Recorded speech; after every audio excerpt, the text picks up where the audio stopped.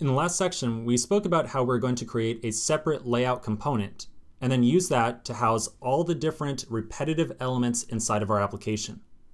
One thing I want to be really clear on is why we're placing this into a separate directory.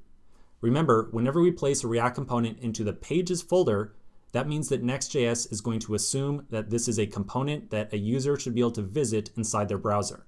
And that's definitely not the case for this layout file right here. This is a reusable component, and it's not something that a user should be able to visit on its own. So that's why we are placing it into this separate folder of components. All right, so let's flip over to our editor and start creating this thing. So back inside my code editor, inside my root project directory, I'm going to make a new folder called components.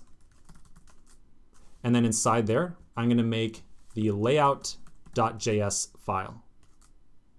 So this is what's going to eventually house our kind of layout logic, or have some common elements that we want to display across all the different pages of our application.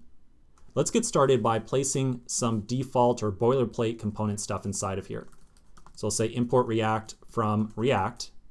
I'll then export default, and we're just going to directly export a functional component. I don't expect to need any helper functions or have any component level state in this thing, so we're going to keep it nice and simple. All right, so now we need to think about exactly how this layout component will be used. And there's something really important I want to point out. So as we were just talking about needing this layout component, we had said that, well, right now, we definitely want to have a header.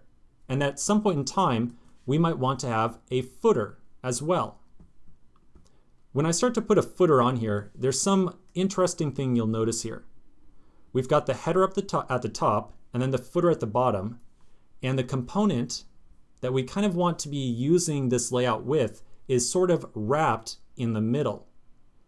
In other words, the campaign list component is being placed inside of the layout component. So rather than creating our layout and then eventually importing that into our campaign list, here's my campaign list.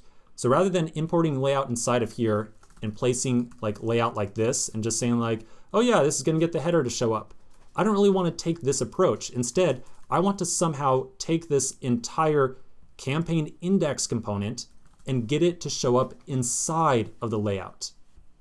So luckily, React has a very great system for doing exactly this. And it's referred to as the child or children system. So essentially, we want to make our layout component and we want to reuse it all over the place. And we want to say that the content inside of the layout is going to be swapped out depending on what page we are visiting. So we're really saying here that campaign list should be a child of layout. Now in practice, this idea of a child is really easy to set up. So let's just write out the code for it, and I think it'll be a lot more clear exactly what's going on.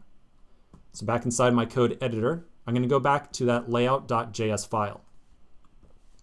Inside of here, I'm going to return a little bit of JSX that we're going to use as a quick demonstration for right now.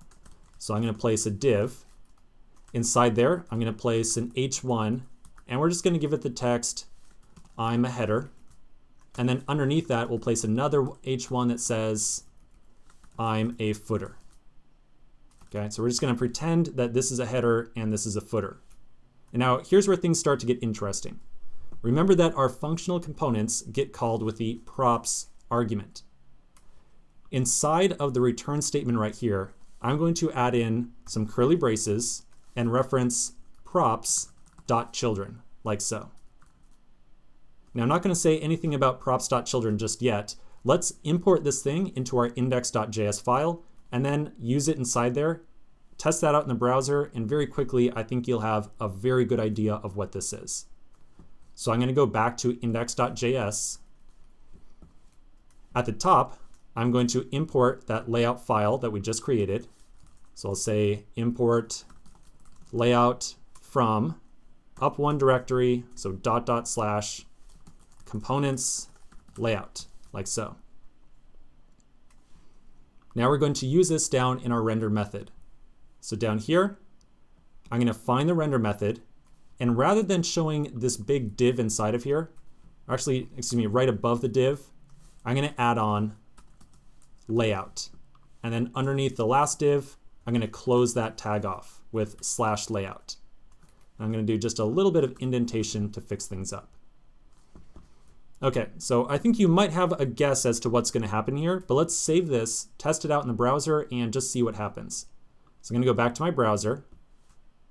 We get the automatic refresh, and you'll see that now we have I'm the header at the top, I'm a footer at the bottom, and in the middle, we have everything for our campaign list component. So let's now talk about what's really going on. When we place the layout component like this right here, and then add some JSX inside of it, all of this interior JSX right here will get passed to the layout component as a property called, you guessed it, children. So all that interior JSX that we have inside of campaign index gets passed into this thing as props.children. So that allows us to place props.children anywhere inside this component that we want. But in the context of making a layout file or something that needs to show both a header and a footer, obviously it probably makes it the most sense to place it right at the very center and then have our header right above and our footer right below it. So now, every different page component that you and I are going to make is going to have a topmost component of layout. So yeah, all the different pages you and I make, for all the different pages that users are going to visit, we will always first place this layout component. Now it's a little bit annoying to have to place the layout everywhere. I know, that's not the most fun thing in the world. But at the end of the day, it's going to allow us to have one location, which is inside this layout right here, inside this component, where we can customize what our header looks like, what our footer looks like, and basically anything else that we care about. So it's really going to save us a lot of time in the long run. Okay, so I think we've got a better idea of how this layout file works now. Let's pause right here. We're going to come back in the next video and we're going to start working on our actual header that we want to eventually see inside of our application. So quick pause and we'll take care of that in just a second.